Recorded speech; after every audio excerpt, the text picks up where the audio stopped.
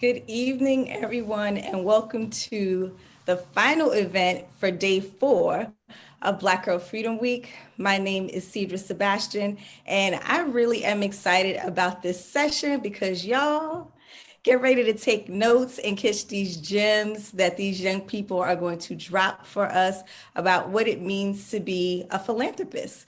I'm so excited to be in conversation with Jamison Ford, Zoe Tripp, who are young people who are Black girl and femme philanthropists working alongside Grantmakers for Girls of Color, and Kyndall Osibodu, who is the Director of Organizational Health Operations and Learning at Grantmakers for Girls of Color. Just to say a little bit about myself, for me coming into this work, I would only do it if I could do it alongside Black girls, femmes, and gender-expansive youth, who are the ones who get to tell me what they want me to do when it comes to investment, when it comes to doing things on their behalf. So it's been a great learning experience, many days and months of joy. And I look forward to what else we get to learn and how we get to grow alongside them. So I'm going to turn it over to Jamie to introduce yourself. Hi, my name is Jamison Ford, and I use any pronouns. And I had the amazing opportunity to work on the Black Girl Freedom Fund Youth Advisory Board. The first thing I actually did was learn about philanthropy and actually get to put myself in a philanthropist's shoes. When you're growing up, you never imagine, I never imagined somebody like me working in philanthropy, right? I always imagined men in suits and ties sitting at a big table. And my personal experience working with Black Girl Freedom Fund was so far from what I actually imagined. After learning about how decisions were made and how people allocated money and how all the specifics of philanthropy worked, I actually got to work with people that looked like me and got to learn about organizations that served and were led by people that looked like me. Awesome. Thank you so much. Zoe, you up next. Hello, everyone. My name is Zoe Tripp, she, her pronouns, and I'm super excited to be joining you all in conversation today. My work in philanthropy extended to joining the G4GC Grantmakers for Girls of Color, Women of Color board, in which I work with other girls such as me, and we work on creating work surrounding philanthropy and like shaping what philanthropy looks like for us. I think what's been so exciting and like so rewarding for philanthropy for me is like not only producing philanthropy like the corporate level as far as grant making, but like noticing that you can do philanthropy within your community with not having like a huge lump sum of money. And that means like just the ability to like give back to others, by sharing food, sharing love, sharing words, affirmations. And that's been like the most rewarding part is I can spread love and philanthropy even if I'm not some big corporation. Yes, spreading that love. Kyndall?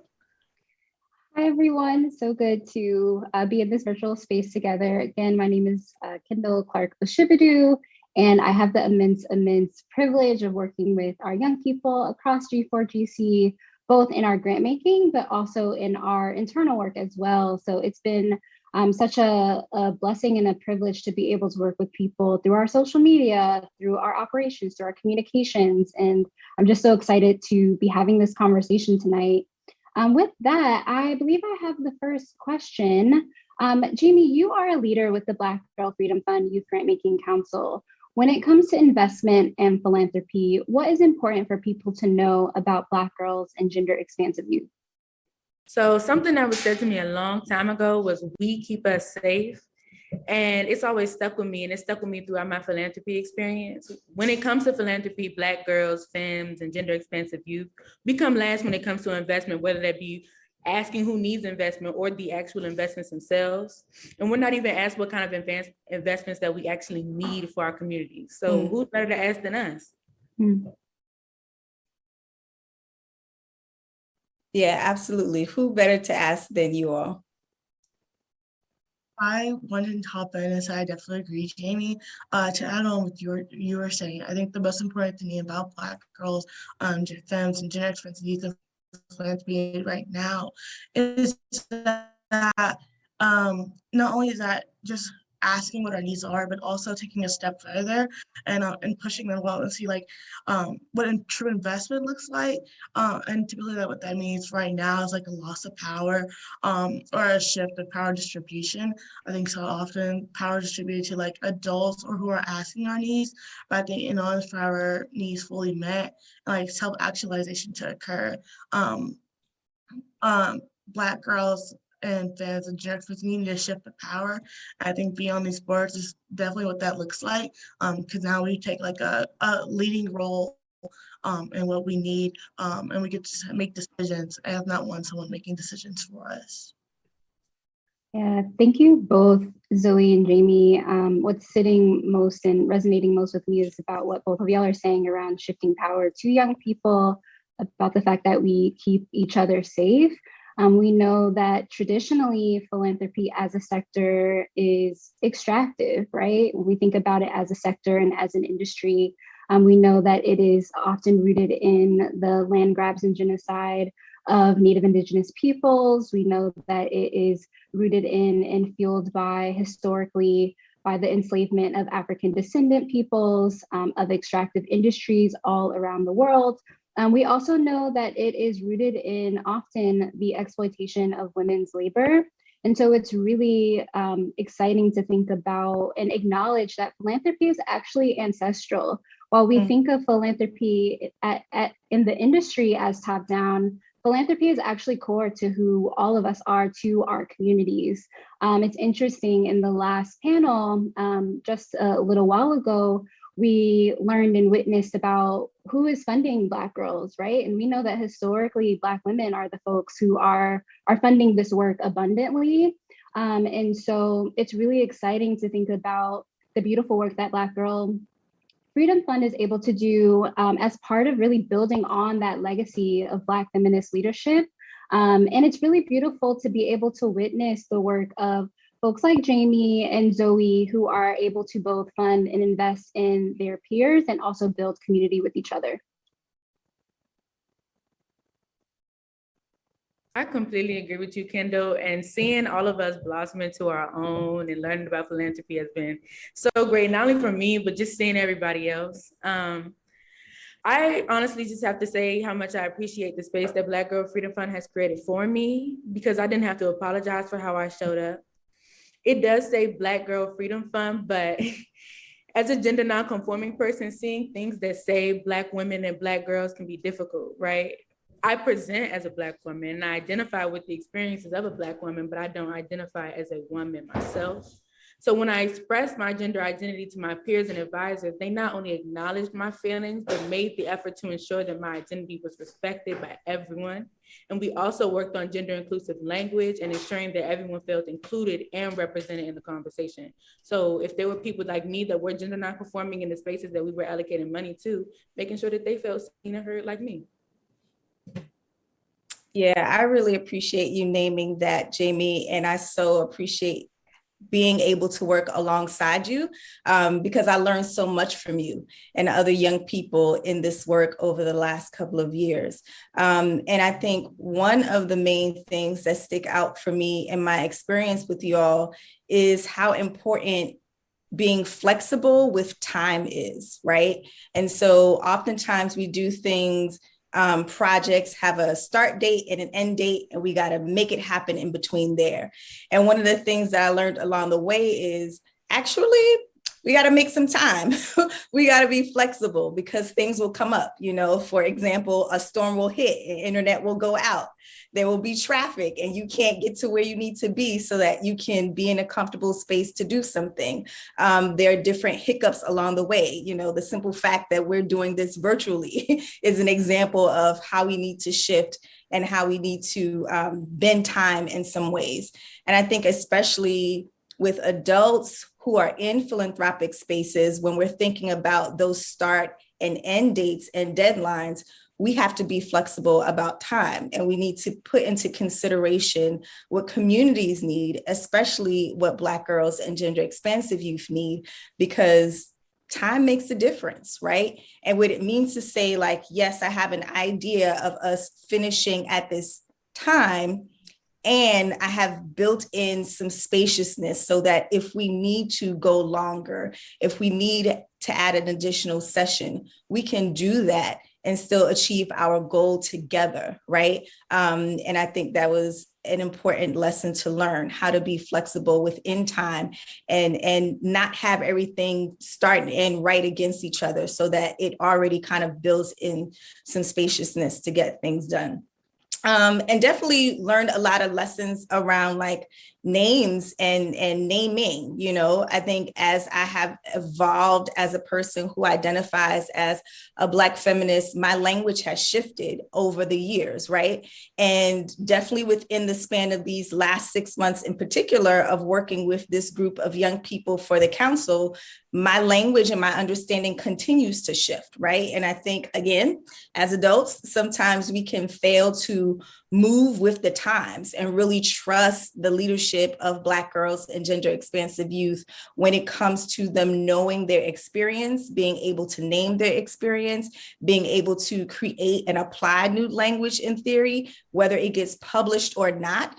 If we open our ears and open our hearts, we're able to let those lessons around language and naming and being in community, and it will benefit our work in philanthropy. It'll also benefit us in our day-to-day lives. Yeah, thanks, Cidra, and you too, Jamie. And thank you for lifting up those lessons. I think one thing that I have learned throughout just working with young people in this space is that if we don't first locate ourselves, be in community, acknowledge our communities, acknowledge our identities, it's hard to really think about how we enter this work. We have to do our internal work, right? But we also have to do our collective work in building solidarity with each other. And Zoe, I think about you often and how you talk about how your philanthropy is rooted in your school, in your community, in for example, in your place of worship. So I would love to hear about your experience, your work, and your leadership with the Youth Advisory Committee and Design Team. Awesome. Yeah, I would love to share. First, I would like to say that like my leadership and my experience in philanthropy hasn't been that long, just because I come from a place where I'm not really exposed to many opportunities. Being on the Youth Advisory design team was definitely a new experience for me. I remember like one of the first meetings I was so intimidated. I was like, do I even belong in philanthropy? Because I didn't know as much as the other girls, and I was quite confused. However, like I think being in these spaces and like I just learned to be more graceful with myself and just knowing it's okay not to know everything. It's okay to learn, and it really helps when you're along with so many great, amazing people that encourage that learning process and are as like graceful and like trustworthy of you, and they like allow you to learn and like explore, and I really appreciate that. But on G4GC, I also specifically work in the policy team, so evaluating policy. First we did like written consent policy, so we explored that.